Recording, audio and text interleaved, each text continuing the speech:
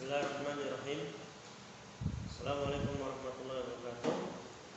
Innal hamdalillah nahmaduhu wa nasta'inuhu wa nastaghfiruh wa natubu ilaihi wa na'udzu billahi min shururi anfusina wa min sayyiati a'malina. Man yahdihillahu fala mudilla lahu wa man yudlil fala hadiya lahu. Asyhadu an la ilaha illallah wahdahu la syarika lahu wa asyhadu anna Muhammadan abduhu wa rasuluhu la nabiyya wa rasula ba'da. Baik, Allahumma inna nas'aluka ilman nafi'a wa rizqan thayyiban wa amalan mutaqabbala.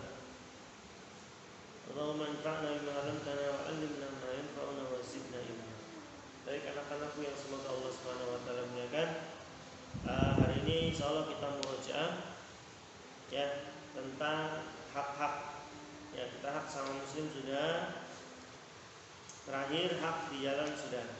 Baik, Ustaz hanya akan mengingatkan dalam video kali ini tentang hak-hak yang ada dalam agama kita. Yang pertama, hak Allah Subhanahu wa taala. Yang kedua, hak Rasulullah sallallahu alaihi wasallam. Yang ketiga, hak sesama muslim, dan yang keempat, hak di jalan. Ya. Dari halaman 63, ya, mundur lagi dari pelajaran 5 kita sudah sampai pelajaran ini kan, aslinya sudah sampai pelajaran 8. Cuman hak-hak ini kita ulangi lagi. Nanti insya Allah tidak ada mengerjakan evaluasi karena ini sekedar murojaah saja. Baik, hak Allah yang harus kita tunaikan adalah kita harus beribadah hanya kepada Allah Subhanahu wa taala. Jadi hak Allah yang harus kita tunaikan adalah Allah Subhanahu wa taala harus diibadahi semata. Tidak boleh beribadah kepada selain Allah, siapapun dia, apapun dia, ya. Ibadah murni hanya untuk Allah Subhanahu wa taala. Ini hak Allah. Kenapa hanya Allah? Ya karena Allah yang memberikan segalanya. Allah yang memberikan kita badan dan mata dan semua ini pemberian Allah, enggak ada di toko manapun. Ya, berikan oksigen dengan gratis, ya. Allah yang menghidupkan kita, yang mematikan kita, yang menciptakan alam semesta, ya. Maka hanya Allah lah yang patut disembah, ya. Hanya Allah lah yang berhak disembah, yang lain enggak berhak. Patung-patung enggak berhak, dia enggak bisa apa-apa.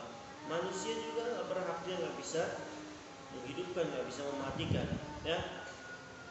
Ini hak Allah.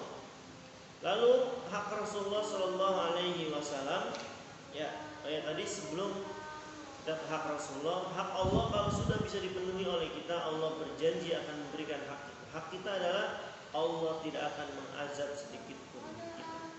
Kalau kita sudah bisa beribadah hanya kepada Allah Subhanahu wa taala. Sekarang hak Rasulullah. Hak Rasulullah sallallahu alaihi wasallam bisa kalian lihat di halaman 68. Yang pertama, banyak membaca sholawat. Ya, ini bukti cinta. Hak Rasulullah SAW adalah yang pertama, beliau wajib dicintai terlebih dahulu sebelum yang lainnya. Ini hak Rasulullah SAW. Ya, dibuktikan dengan apa? Nah, baru di halaman 68. Jadi hak Rasulullah SAW adalah beliau wajib dicintai terlebih dahulu, lebih dari siapapun, termasuk kedua orang tua kita, termasuk diri kita. Beliau harus dinomorsatukan. Nah, buktinya atau cara membuktikan kita cinta kepada Rasulullah adalah yang pertama, banyak membaca salawat yang disyariatkan, terutama saat mendengar nama beliau. Ketika nama beliau disebut, kita bersalawat sallallahu alaihi wasallam. Yang kedua, membenarkan sabda-sabda beliau. Sabda-sabda beliau, ucapan-ucapan beliau kita wajib benarkan, baik kita paham maupun kita tidak paham. Yang ketiga, mentaati semua perintah dan menjauhi semua larangan beliau. Apa yang beliau perintahkan dan apa yang beliau larang, ya, yang diperintahkan kita laksanakan, yang beliau larang kita tinggalkan. Yang keempat, mengikuti petunjuk beliau dalam beribadah kepada Allah.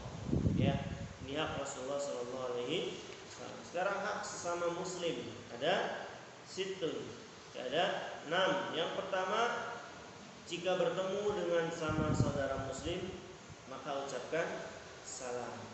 Ya.